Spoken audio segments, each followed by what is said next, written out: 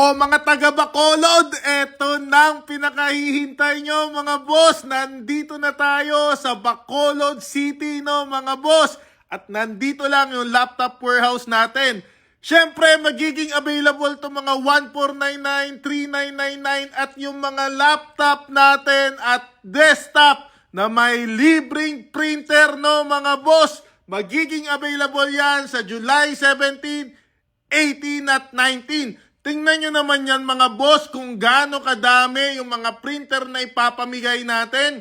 Dahil lahat ng laptop na to na mga mid-end to high-end, bibili ka lang ng isa, magkakaroon ka na ng libreng printer.